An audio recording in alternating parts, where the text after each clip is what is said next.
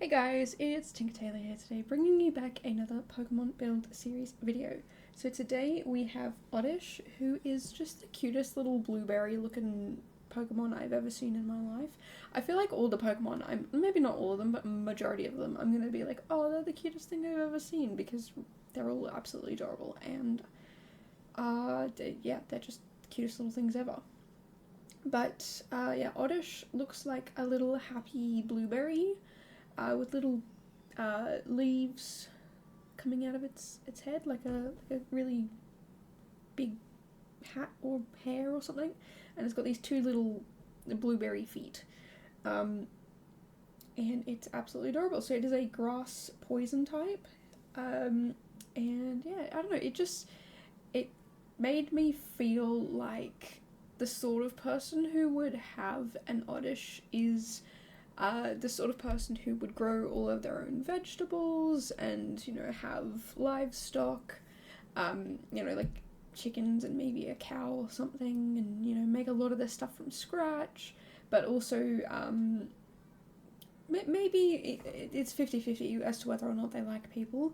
But the person who owns this particular Oddish does, and they have a restaurant because they just, I don't know, they're pretty happy to share the produce that they grow, and they have a little restaurant so that they can share it with the world, share the food with the world, and they love it. They love the people, and they love having this little home farm. I say home farm, this little restaurant farm in. I keep forgetting what's the chicken world called. I call it Chicken World, so I'm really not the right person to be asking this. I could not tell you. Henford? Henford. It is Henford. I sometimes accidentally call it Henford on Bagel instead of Henford on Bagley, which is why I get a little confused, because I'm like, I can't remember which one's the right one, but the Bagel is not the right one. It's just the one that I, for some reason, keep calling it. But anyway, yeah, it's, again, I can just imagine the owner of an Oddish being very much into gardening and produce and cooking and baking and whatnot. And so, yeah, I don't know, I really did enjoy kind of putting this build together. This one is another build that I did over on Twitch. I do stream over there, and yeah, I actually got last video and this video done in one stream. That's what I love about streaming, is on my non-stream days, I can get so easily distracted and just get like maybe half a build, like half to one build done a day. It's like barely anything. But on stream, I can get 2 to 3 done. Maybe before the stream I'll do one, and in the stream I'll do 2, but yeah, I tend to get a fair amount of builds done on stream days, which I absolutely love. I also love that I can get feedback from people and like chat and be like, okay, this is what I'm thinking, or I don't know what to do here, and it's brilliant. I love getting the feedback from everyone. So if you wanna see what it's like for me to build live, you can absolutely head over to Twitch and see that. I do mostly sim building over there, but I do some co-working and some other games. Not too many other games, but yeah, it's sometimes always doing sims is a bit much, so it's nice to have a little bit of a rest day and not have to be so stressed, I guess, about constantly building. Seriously, I don't know how Little Simsy does it. I know I talked about this last year about like I don't know, I can barely keep up with two videos a week, and that was when I was at uni and whatnot. But like I don't know how Little Simsy does it. I mean, I know she's got Dan to edit for her, and she's got mods for Twitch and stuff like that. But yeah, it's, even with all of that, it's a lot. So yeah, to anyone out there doing just a ridiculous amount of work, even if it's not like, even if it is a seemingly traditional job, if you are doing more than the standard 38 hours a week, or 40 hours, mad props to you. I don't know how you guys do it, especially if you have a life on top of that. or like also a family, or you know, other beings or creatures that rely on you. Mad props to you guys. I don't know how you guys do it, because I don't know how I'm even doing this. It's a lot, but I enjoy it a lot. It is, yeah, I've said it like 1,000 times already, it is a lot, but it's something I do enjoy. I think I don't know what I would do without this. I really, I don't know, there's just something about getting up every morning and having this schedule and this, like, I've got to get up, do this thing, do that thing, do this thing, do that thing, and then, you know, it's a good little cycle to go through, and I really do enjoy it. It's a good little cycle to go through, little process to go through. So yeah, I don't know. Let me know down below if you do something that takes a lot of energy and effort, and how you deal with that. I guess, like, what's your strategy to manage all of the time and stress that comes with doing lots of things? Because, you know, with this, I do sometimes fall behind, but there'll be days where I do one thing and I zoom ahead, but then something else will happen and I'll fall behind again. So it's kind of like a game of how far ahead can I get before I'll fall back behind again, but it's kind of like perfectly timed in that I will get ahead and then things will jump in the way and I will go back to being on time. And it's just like, yeah, this little cycle where getting ahead on time, getting ahead on time. You know, at the start of the year, I was ahead. So for January, all my videos and builds were done in advance. I mean, the videos, sometimes I would do them sort of day of, day before, just because I want to kind of keep them relevant to the time period that we're in. I don't want to pre-record and then have all this news come out and then me just be talking about nothing, like, you know, news didn't get announced. But yeah, like the builds and whatnot were all done, but it was the A to Z challenge that really put me behind. But now I'm getting ahead again, and I got jury duty. So next month I have jury duty, and so I have to get ahead for that. But that means when I get to that month that I'm going to be falling behind again, because I'm going to have jury duty. And it's just, I mean, I have a feeling that I'm not actually going to have it, because I do have a wedding to attend to that was this wedding was kind of organised last year, so it's I only got called up for jury duty like 2 weeks ago, I think. Okay, no, that's about a month ago, actually. But yeah, the point being, this wedding was planned long in advance, so I do believe either I'll get a shorter jury trial, like a shorter trial to be a jury on, or they will just be like, don't bother. And part of me hopes they go don't bother, but part of me also hopes that I do get a really short trial so that I can just get it over and done with. You know, just do my duty, get it over and done with, and not be called up again for a long time, because I don't want to deal with it. I don't want to. I get called up every 6 months, and every 6 months there's a reason why I can't. And this is the first. Why? I mean, technically there's a reason why I can't, but this is the first one where I don't know if they will classify it as a reason to not be able to. The last time I got called up was on the day of my last exam. So like I was like, I have an exam, I can't show up. I just can't do it. And because, you know, I'm at uni, I can send them my uni stuff and they let me go. And every other time it's been the same sort of thing. It's all been uni related. But yeah, I just don't know this time if I am going to be able to get out of it, but I have a feeling I'll be able to. Not get out of it, but able to get a shorter trial. That's kind of my main goal, is if I can get something shorter, I'll be happier.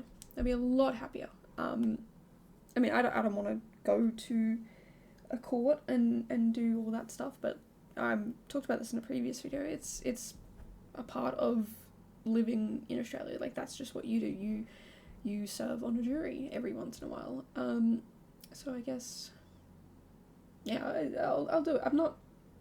It's one of those things where it's like, I don't want to do it, but I guess whatever. Like, I'll do it. So yeah, I don't know. But anyway, yeah, we are working on the build, so I did do this little garden patch area, and I did put in, I think it was pumpkins, mushrooms, lettuce, apples, and lemon, maybe? Because I felt like they were all things that you could probably see in a farm kitchen, like a farm to restaurant kitchen. You know, there's a lot of salads, especially if you get HelloFresh, a lot of those salads have apples in it. I'm not a huge fan of apples in salad, but, you know, that's, and maybe they do, like, apple pies and stuff for dessert. But, you know, lettuce is definitely something that's probably used everywhere. Yeah, what else do I say? I said pumpkin. Yeah, pumpkin makes sense for a farm kitchen to me, and mushrooms, I guess, as well, although in real life mushrooms don't grow out in the open, they grow in dark places, so yeah, it doesn't really make sense growing the mushrooms like that. And then when I say the other one, lemon, all I could think of was lemon chicken, like lemon pepper chicken, which I don't like lemon, so yeah, it's not, you know, just because I don't like it doesn't mean it wouldn't be good for this restaurant. I also thought, like a lemon tart or something like that as a dessert, so they've got, like, dessert and stuff covered, and they grow their own eggs. They have chickens who lay eggs. They don't grow eggs. I was going to say hatch eggs, but that's also not what they do. They have chickens who lay eggs, and those eggs provide the eggs for the kitchen. And then they have, I presume, a cow, because there is that little barn, and they can milk that cow, and now they've got milk and eggs. And then they've also got bees, so they've got honey, so they can make, like, honey chicken, or they can have some sort of, like, honey something or other. I don't know. But yeah, there's lots of things here that I think would be good as a restaurant, like, growing it themselves. I think it would be really cool to visit a sort of restaurant like this. I don't think I've really ever visited a restaurant where I can go outside and look at the produce. Like, that is what's in the kitchen. Like, I could pick the vegetables that they would cook with. Like, I think that's so super cool, and I'd love to be able to do that. But unfortunately, I don't really think there's any around. I mean, there's definitely, they probably exist, but directly around me. And I don't drive, so to be able to go out to what I would presume to have to be the countryside, yeah, I would have to find a car, find a vehicle, find a driver, and get that to happen. But, you know, I'm sure I can make that work. Because I think places like that are really cool. I think if we had more places like that, it would just be, I don't know, I like the idea of being able to see, I mean, the people go to seafood restaurants and pick out their own seafood and be like, I want that one, and people think that's cool, and I'm gonna be honest with you guys, that kind of freaks me out. I don't like looking into the eyes of a live animal knowing in about half an hour to an hour that you're gonna be on my plate. But a vegetable, if I could go out and pick my own carrots and my own lettuce and things like that, I wouldn't mind that, because I'm not staring into the eyes of a living creature. I just couldn't do that. I you know, if you can, no judgment there, but I could not. I just, that freaks me out a little bit too much. Yeah, yeah. But yeah, no, for a little while, I had a few vegetables and stuff growing when I lived at uni, which is really hard, because when you live in a building and there's not much space to have vegetables growing, it could be hard, but the one successful thing I did have was a spring onion, because that I could keep in a jug of water, and that was it. There was no dirt, there was nothing. I would just change the water every day and, you know, peel back the outer layers that were kind of dying off, and then new sprouts would come out and be fine. Like, it kept it alive for like 12 months, and then I ended up moving and it died. Well, okay, I killed it, because I was moving very far away and I didn't want to have to hold a spring onion for like 12 hours. So, yeah, long story short, I think I'm gonna have a garden when I find my own place. gonna grow some of my own stuff. I mean, some of my roommates here grow their own stuff, and they have chickens, and in a few-ish years, I'm not too sure when, they're gonna go find a farm, hopefully. And yeah, I don't know, it's kind of cool to have all those plants and stuff out there, because we do get to have that in our dinners and whatnot.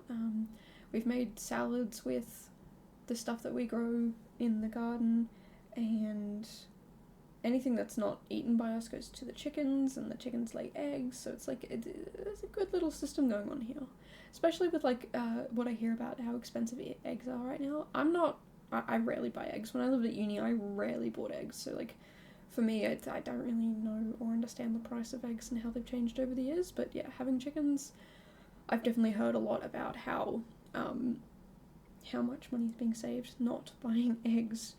So yeah, I maybe I'll get chickens, although I do not trust the chickens we have here. They are evil. Evil chickens. Not all chickens are evil, but these 3 in particular are malicious. To me, in particular. But anyway, we are getting close to the end of this video. I just do a few last minute bits of art and things like that around, just to kind of give it a bit more liveliness to it. But yeah, if you want to see more stuff like this, make sure to subscribe, and I will see you guys in the next one. Bye guys.